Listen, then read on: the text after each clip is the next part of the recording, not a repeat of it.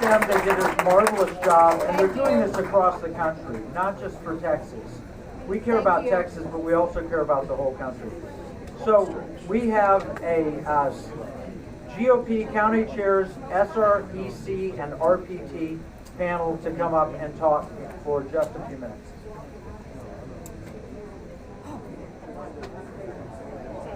Okay, the next, actually, what we're going to see is an affidavit summary. It's 13 inches tall, something like that. Okay. So these are affidavits. Tell us about them. Okay. I'm sorry. I'm looking for the presentation mode. It's not in it. Bottom left.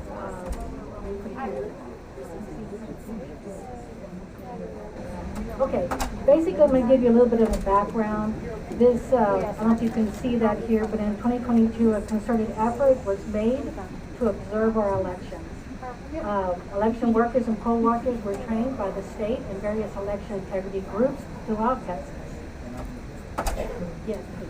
Oh, that's, yes. Thank you.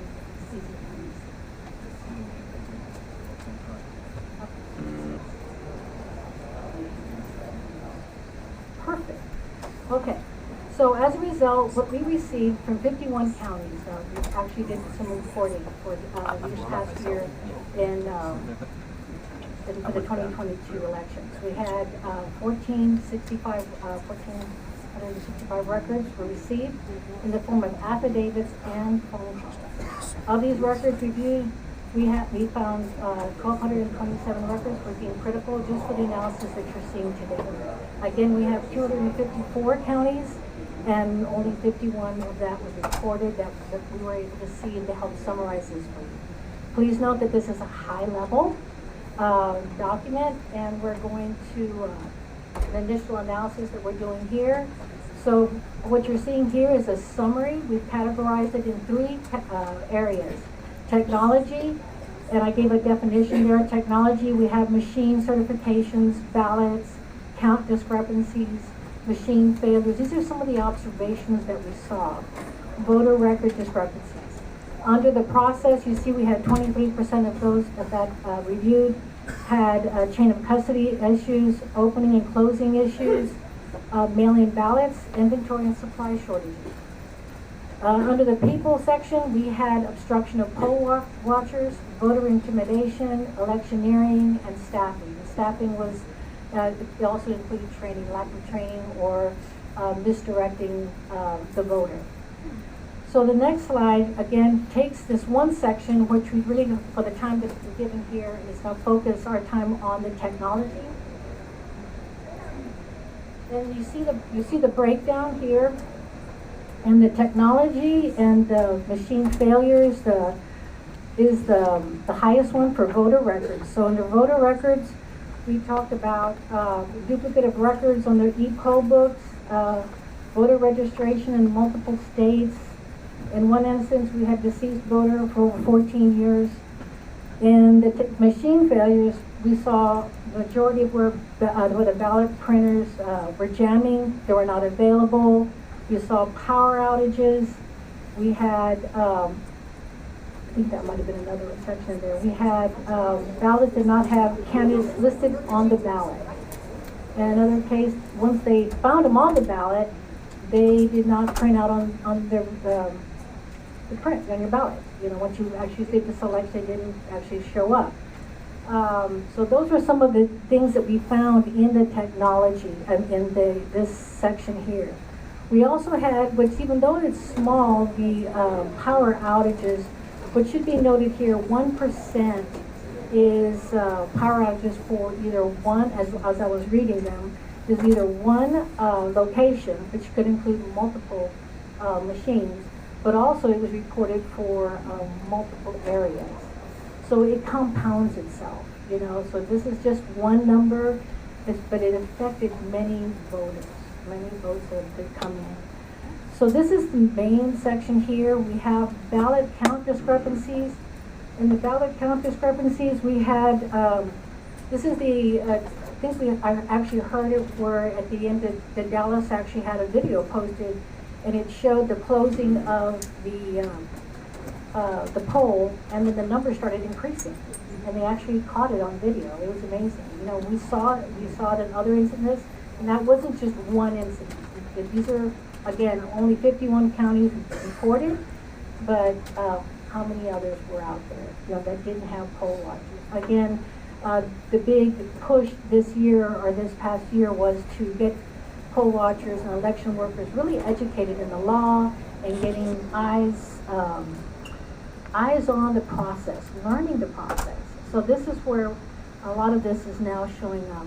Other areas, we won't go into much detail on this, but it was regarding the election process itself. So we had chain of custody issues, which you heard earlier too, as the 30%, 41% was the inventory and supplies. And this came from not having enough machines available, machines that, ballot shortages. They were pretty rampant out there, and what we saw was that boxes of the ballots themselves mysteriously showed up at closing.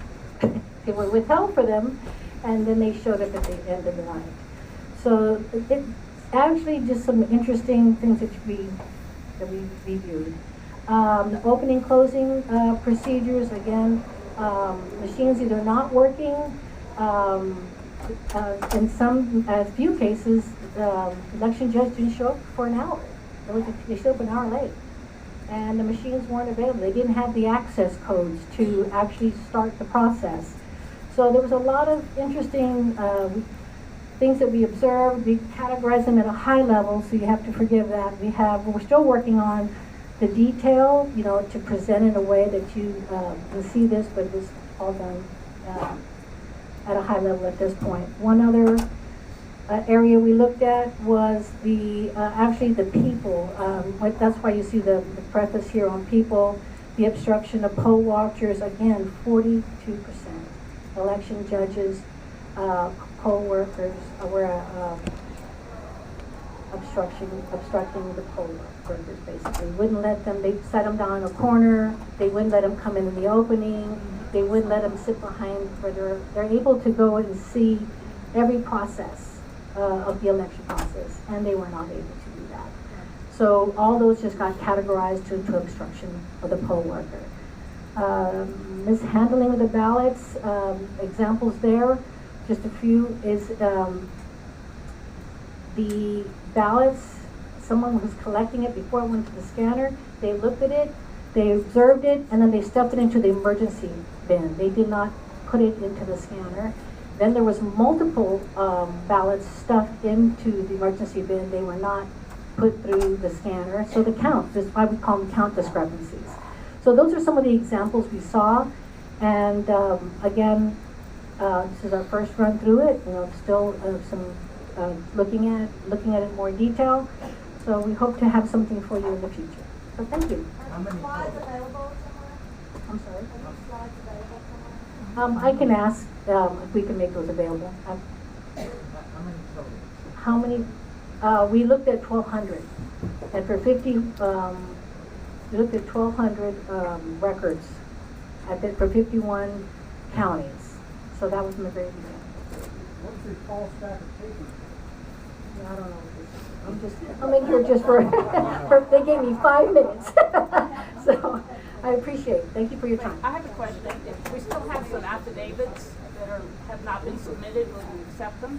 We had a cutoff, and that's what we received was 1,400, it was almost 1,500 affidavits. And we went through those several times. It takes time to read through all of those, understand and open up the affidavits. But again, remember, these weren't just affidavits, there were phone calls reported into the election systems that we have. There were people actually calling and saying something's not going right.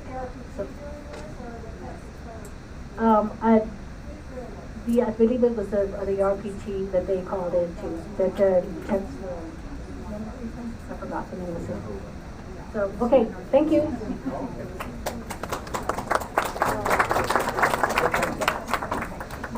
I'm sorry, it was the Election Integrity Hotline. So just to the point, this is 1,500 sheets of paper right here, single sheets. That is a lot of affidavits. and it's just Texas. Just imagine how many across the country, and they're only a fraction, like the VAERS system on vaccines, only a fraction are actually submitted. Those were just the ones we asked to collect, the people that were watching the elections. Those were just the ones that we knew there was an incident, and we asked those people to turn in an affidavit. So that's not even all that was seen. All right, well, good afternoon, y'all. Good to see you. I am Jill Glover. I am the chair of the Legislative Priorities Committee for the State Party and the SREC for SB12. So I think I would like to begin by just refreshing your memories a little bit about our legislative priorities from last session. As you know, election integrity was our #1 priority chosen by the state delegates in 2020. You all kind of know the story. There was an omnibus bill passed last session. It had some good things in it, but the major disappointment was when those penalties were reduced from felonies to misdemeanor, and that was part of our legislative priority language that did not get fulfilled. So this past June, our state delegates again, I think very appropriately, chose protecting our elections as the #1 priority. And I'm going to quickly read you the priority language because it's important. And I just lost my, Debbie, do you have that sheet handy? All right. Let me read you our priority language. It is restore felony penalties and enact civil penalties for election code violations which shall be enforceable by any Texas jurisdiction, including the Texas Attorney General. Require citizenship verification of each voter. Restrict the distribution of mail-in ballots to only disabled, military, and citizens that are out of state. Reduce the time allowed for early voting and eliminate the 3-day gap between early voting and election day. Establish closed primaries in Texas. As technology evolves, we encourage the passage of legislation that ensures the security of our elections. And that last sentence is really important. As you probably know, our LP committee is restricted to really working on bills and advocating for bills that match our priority language. However, I think in particular, because of what we saw in Dallas County and Harris County in November, I would say that the consensus of our SREC, at least informally, is absolutely moving to paper ballots, precinct-only voting.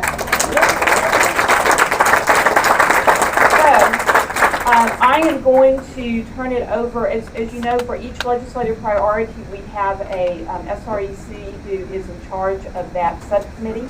And so Debbie Duke is our subcommittee chair for protecting our elections, and I'm going to turn it over to her so that she can talk to you a little bit more specifically about the bills that we're going to be encouraging and just what she's doing in the area of election integrity. Okay. All right, so I want to let y'all know some of the bills that are out there that have been filed that we're supporting under the LP. So we do have a couple, like 4, I think, that are addressing putting in the penalty back in. And then we have an appetite for the citizenship. We've heard about that. We've not seen the bill be filed yet, but we do feel like there's an appetite for that now with the border problem. And we've also, election fraud. We have a bill that's been submitted by Slayton on closed primaries. So that one's out there. And yeah, on that one, if I can read across the line, I'll tell you. All right, on the penalty, it's HB 39. There's like 4 of them on penalty. Then you have HB 52. The closed, no, this was also penalty one, is HB 222. And then closed primaries is HB 239. And then go on down to another increased penalty is HB 397. There's one on election fraud by Toad, which is HB 589.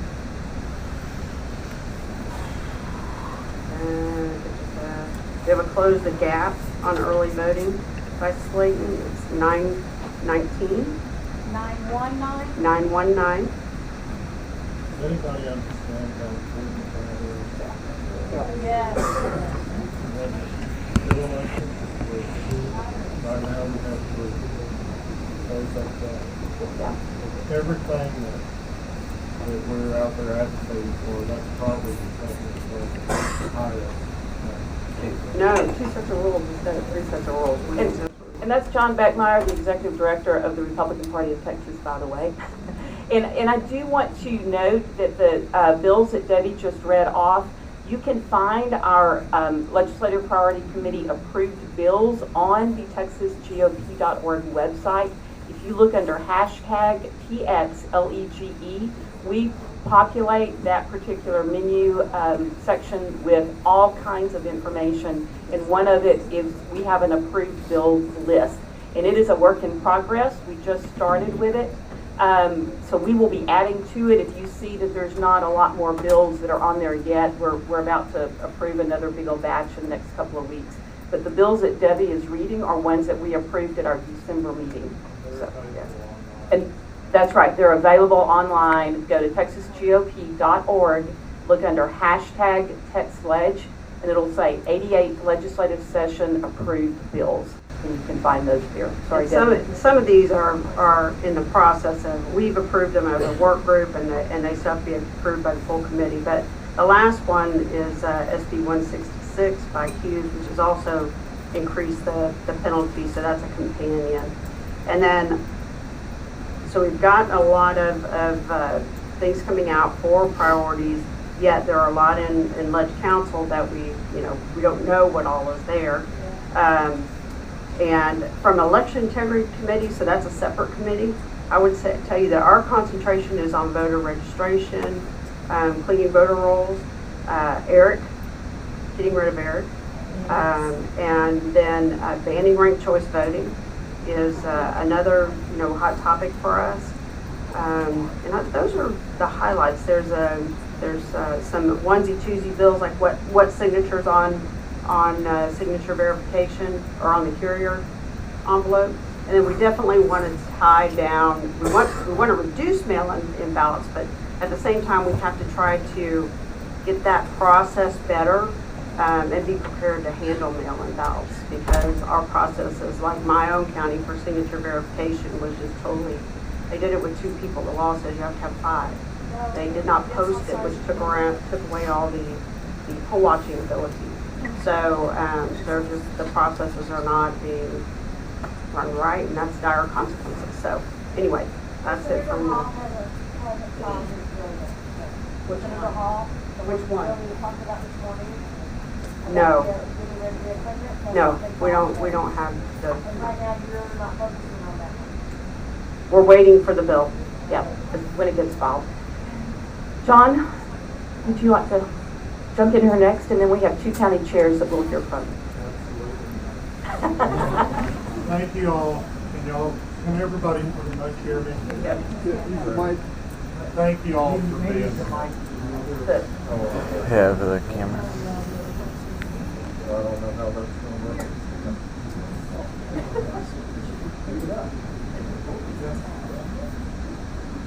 Thanks to everybody for being here. I won't have a whole lot to say for multiple reasons.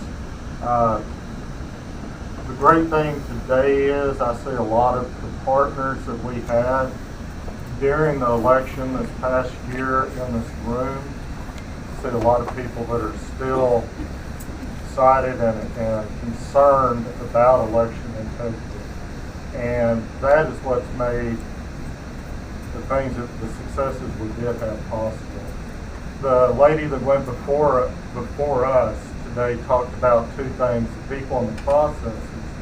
And at the party, that's really what we felt like we could concentrate on and be able to do a good job at, because there are good people like we presented today about machines and about hacking machines and all these other things, which is great. But everybody can't do everything. So we thought, we'll go out there, we'll concentrate on the people, concentrate on the processes, and get a lot done. Fortunately, we had great partners in this. We have Wes Bowen and Jennifer and this lady here that's on the SREC, Susan, from Dallas County. They were so instrumental up there. They had great coverage and got to see things and document things that we just couldn't have done without them. All of that leads up to one thing. I watched the guy sit here and hack the machine. I'm not going to claim to be a hacker. I've got 20 years of database administration. I built the first all-internet national bank. I taught the OCC how to audit internet banks. Everything he said is right. But take that and just set it aside for 1 minute. Let's say that everybody in this room, or not everybody, let's say we knew that every vote was valid. With the problems we saw with machines, would you still feel good about what's going on? When you showed up to a polling place and 10 out of 12 machines aren't working, when you have poll books, valid or not, the numbers start changing at the end of the night, do you have confidence in that machine? No. We didn't expect to get as involved with machines as what we did. And it wasn't from a hacking standpoint. It wasn't from a data manipulation standpoint. It was from a confidence, and I've heard that word over and over again, a confidence standpoint. Let's go out in fairy tale land for just a minute and say ES&S and Hart machines are perfect and don't ever change one bit. Can you feel good about them? No. Because when you walked up there to the polling place, things weren't going well with machines. Scanners broke down. We ran out of paper. We had all these things over and over again. One of my biggest pushes on that is if you can't have confidence in the voting system, physical system you're using, then the vote's being suppressed. That's just the bottom line. It doesn't matter if it works or not. If you can't have confidence in it, the vote's being suppressed. I look around and a lot of people in here are more closer to my age than younger. And so y'all remember the old beta versus VHS argument, which was better technology, beta. But perception was VHS was best and what won. Perception matters. And if the voters don't feel like they're getting a fair shake at the polling location, then it doesn't matter if the machine can be hacked or not. They're not going to vote. They're going to say my vote doesn't matter. Like I say, I'm not disparaging anything that went on before in the demonstration. Those are great. I can verify that for sure he changed the database right here in front of you. But it doesn't matter. The machines are a problem. I'm not saying it doesn't matter. It matters. So it's not. The machines are a problem, whether that's a problem or not. And we need to be pounding on every legislator's table saying we've got to do something else. Paper ballots. I don't share the same optimism that they can be hand counted, but these thumb counters that Russ and them have shown us before, we've got to get away from what we're doing right now. Disenfranchisement is real. And if Republican voters, and I'm with the Republican Party, I'm not going to take the neutral vote. When people show up to vote, Republicans win. But people don't show up to vote when they feel like their vote doesn't matter anyway. So I told you I wouldn't talk long. I've already said way more words than what I wanted to. So thank you all again for coming. Thanks for supporting the effort. Support your local counties, please, because they need the help. What is your name? Jim Smith. I'm John Beckmeyer, and I approve this commercial. And I just want to say John is doing a fantastic job. We are so blessed to have him as executive director of the party, and he doesn't get paid enough, so thank you. Thanks, John. One announcement, the San Antonio delegation, your bus leaves in about 24 minutes. Go to the east side of the Capitol. Oops. Better go, better go. All right, we have got two county chairs here, and Jennifer, I'm going to hand this over to you and take it away. Thank you, everybody, for being here. I'm Jennifer Stoddard Hoydu, and I'm the Dallas County Chair, and I got to preside over this nightmare mess that we had on November 8th when my phone started ringing off the hook because not one, but several locations had vote surging going on to an extent that was really unprecedented. I mean, we couldn't believe what was going on.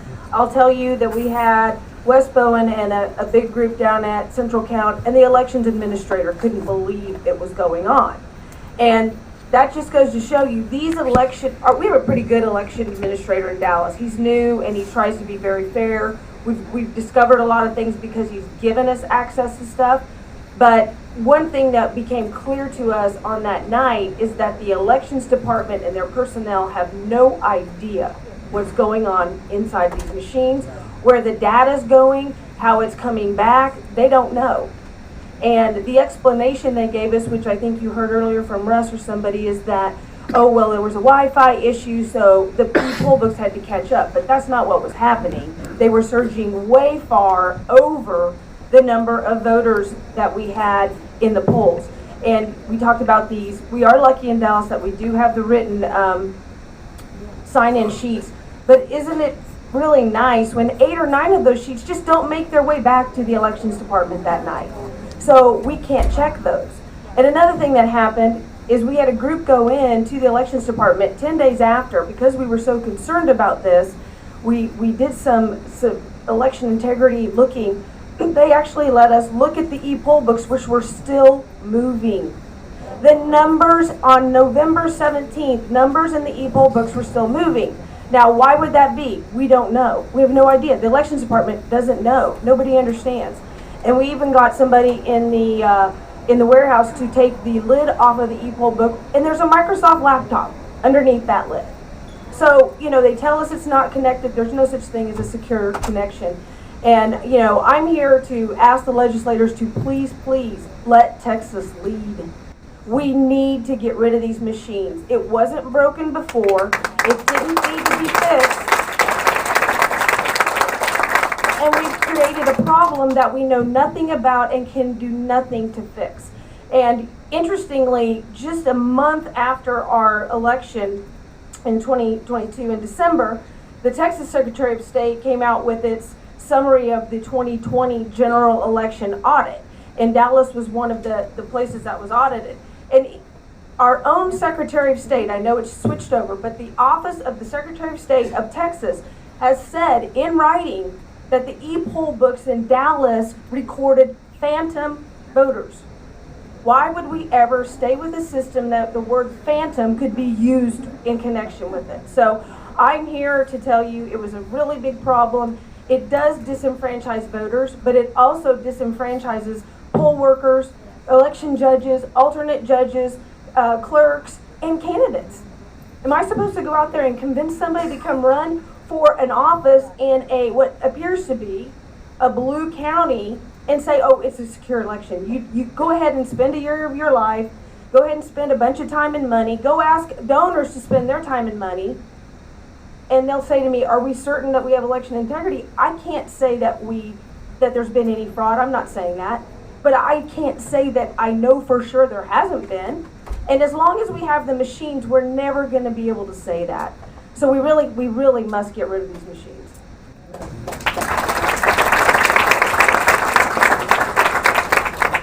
All right, my name is Bobby Everly. I'm the chairman of the Fort Bend County Republican Party.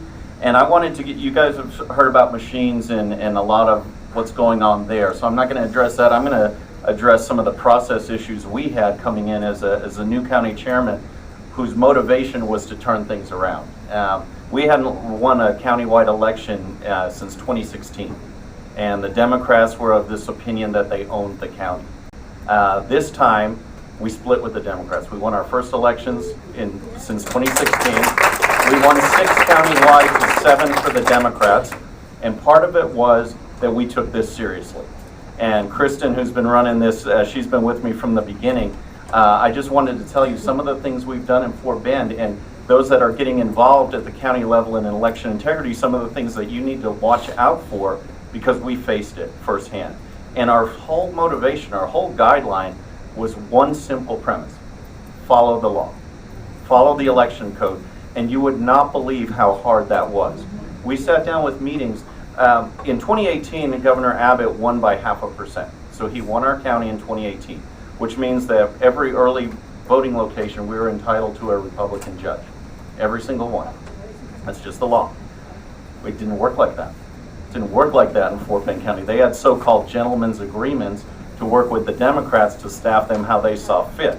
And when they saw, yes, this is exactly what was happening. So when they saw us pushing back that we were going to do things differently, they actually sent me a list, because we were providing our list of judges and the Democrats were doing the same. But the elections office sent me a list of 14 proposed Democrat judges and 14 proposed Republican judges. And we ripped that up and we sent them a list of 28 Republican judges and said, this is what we're going to do. And that is what we did. We were fully staffed. That means 88 election day locations, 28 early voting, 434 poll watcher shifts, 14 ballot boards, central count, 3 transfer stations, and we even had people watching the hash validation. And that was the work of our Katy Republican women, along with the Fort Bend County Republican Party. We staffed every single position, and we put the Democrats on notice. And because of that, we could focus on other things in the county.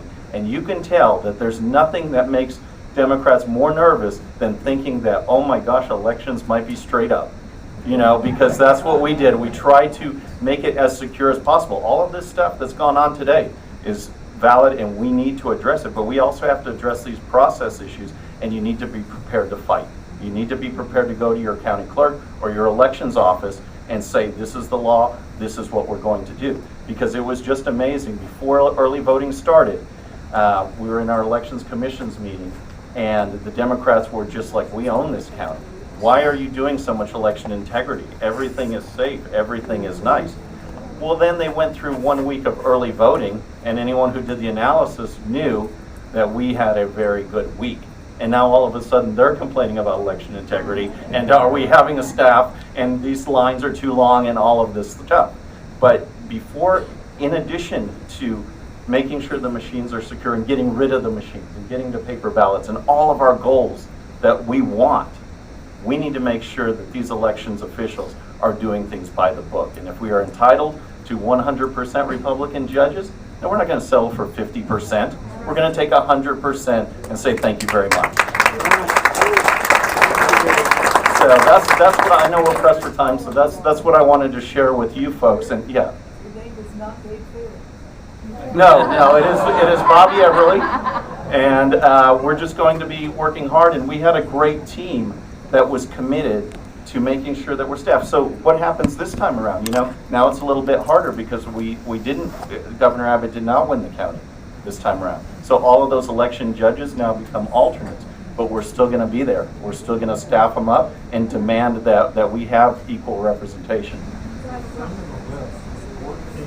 That's right. That's right. Yeah. Get a gentleman's agreement going. Yeah. So, how do you as a GOP chair are helping you? What about you have counties that have the GOP chair process every step of the way? Yeah. Well, that's when you're going to have to get rid of that person because first state law, and this is where we had to fight with the Elections Administration office because they thought that this was their process. No. It's the Democrat county chair and it's the Republican county chair. They provide lists and they say, you use this list in this order. That's the chair supplied fake names. Okay. We didn't even have election judges with Republicans in certain places where we said right. And that's the problem because like in Fort Bend County, if I was to basically default on my job and not do the job, or in your case, it's a hostile representation, then it basically falls to the elections administrator to fill in the blanks. And that's what was done. They filled it, and it ended up being more often than not Democrats. So yeah, it sounds like you need a little change there. Body, there's a little section called 3732007 that says an emergency appointment, and this is how these EAs and these county officials that are responsible for making sure we have election workers, And it is about whether a person is affiliated or associated. We all understand affiliated, but it says associated. We had the same problem in Lavaca County where we had Democrats, the Democrat Party chair provided Democrats who voted in the Republican primary, so they're affiliated, and the Secretary of State said that as long as they're affiliated or associated, they can work the polls. So that is definitely something that we need benefits. I have an email right here. Absolutely. And they have a history of voting Democrat prior to this. Right, and that's the other thing that we did. I mean, we can't control what the Democrats are doing until we change some of the laws, but we made sure that not only, because it's a big job, folks, to recruit all these people, but in addition to recruiting, we were also having a vetting process. Did you vote in the Republican primary a couple times to make sure? That's what we did. That was our first line workers, our first line warriors were those that have gone through the process. Then you start to struggle a little bit by, everyone's gung-ho, in June or something, but when it comes time to, hey, now you got to work 2 weeks or so, it's a different story. But we had a thorough vetting process, and we have total confidence. And the other thing, folks, that you're probably going to face heat on, because I know I did, was the fact that when you're recruiting that many people, guess what? You're going to have new people. And so that was one of the things that was a major pushback was, this is too important to trust to new people. You can't do it. Well, guess what? 2022 is important, but it's also important 2024. And so we get people in this process, and when the Dems get geared up even more for a presidential election, now we have all of these people that I just listed are now experienced. And they've gone through the process, and we did it without a hitch. I want to thank the panel for a great presentation.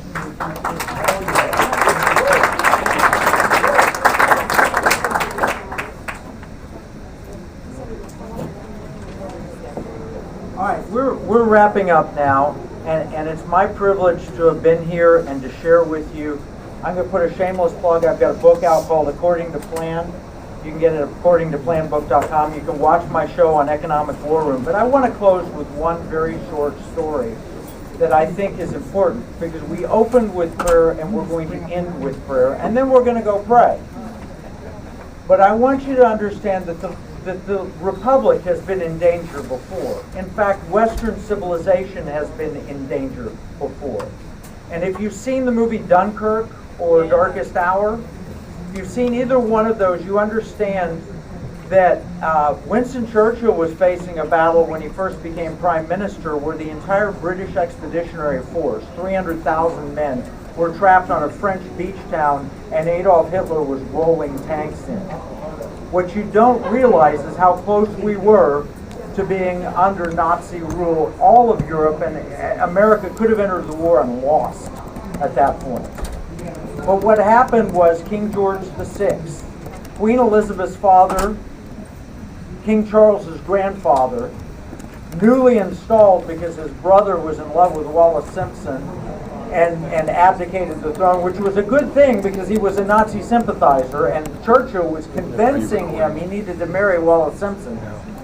King George VI comes in, doesn't even like his Prime Minister Churchill, but he knows one thing: the British Empire is about lost. 300,000 men trapped, tanks rolling, and he does a remarkable thing. He calls for an empire-wide day of fasting, prayer, and thanksgiving.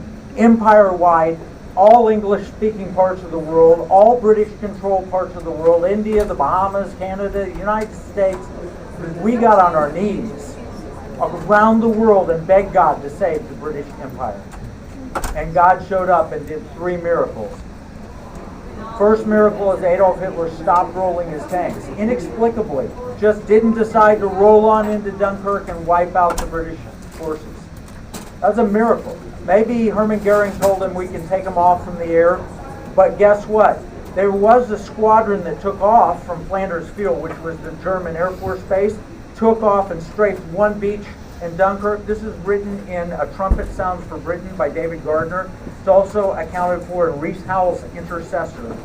That squadron takes off, all the men dive into the sand of the beaches. And after the fight, every man stands up unharmed, finding bullets around them, swearing angels lay on top of them. The people prayed, and when I say prayed, they lined up for miles outside Westminster Abbey, filled the streets, made the Million Man March look like a small gathering. Everywhere people were begging God, save Western civilization. And everyone stood up. So the first miracle, Adolf Hitler stopped his tank rule. The second miracle was, after that one squadron got off, no other German fighter was able to take off because fog fell at Flanders against the weather forecast so thick that no planes could take off. And the third miracle God did was amazing too. He made the English Channel as smooth as glass. Winston Churchill knew the very large destroyers and warships could not get into the shallow waters of Dunkirk to rescue the men.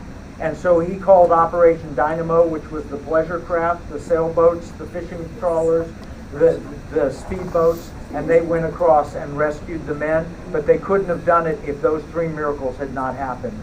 And God answered the prayers of the people. Now I want you to understand this, because number one, they prayed. Number two, they did their part. And that is, they got in their ship and they went across. And you have your part. You heard it today. You can go to texasfirst.org and get a call to action. Go to texasfirst.org and you'll get a list of what we talked about today. You'll get links to videos that back up what you've seen. You'll get action steps of what you should do. But here's the most important part that we need to remember. We fought a lot of battles in this country. President Reagan said, every generation must face this existential fight, and we have to fight for it, struggle and all that. Well, he was right, and this is this generation's battle right here, right now. But something happened that King Charles did that was absolute, not King George VI did, that was absolutely essential. After they won, the ships come, the men are disembarking. Prime Minister Churchill says, "You never win a war through retreat. We have a lot of fighting yet to come." He said, "We won the fight. The battle for France we lost. It's over. We retreated. The battle for Britain is now beginning." But what did King George VI say? He said, "I want an empire-wide day of Thanksgiving," and he stopped all work so that the people would get on their knees and give thanks to God, which is an impossible thing to do when you know that the Germans are coming. But they did it. And I believe at that moment, that's when God executed the victory that defeated the Nazis. It took years of mopping up, but I believe it was won with the thanksgiving. That's our challenge. That's why we go to pray now. Our challenge is to pray first, do our work, but please don't forget, every little victory, give thanks to God. Give Him the thanks, because we can't take glory. Nobody up here today should take glory. Senator Hall doesn't want glory. We need to give the glory where it belongs, and that is to God. And with that, let me close in prayer. Heavenly Father, there are a lot of small ships here in this room, in the overflow room, out on the south lawn of the Capitol. We are little ships, and we want to be directed. Father, we have prayed to you and asked you to help us save the Republic. Help us to save Texas. Help us to restore integrity and confidence in our elections. Help us to do our work. We have a big fight ahead of us, but Lord, we don't want to do it without you. So we pray first, then we do our work. And Father, please remind us to give you the glory and the thanksgiving on every little victory. I pray a blessing on these people and on the hard work and this Capitol building, this city and this state and this nation. God bless the United States in victory and truth. We praise you in Jesus' name. Amen. Thank you all very much. See you at prayer.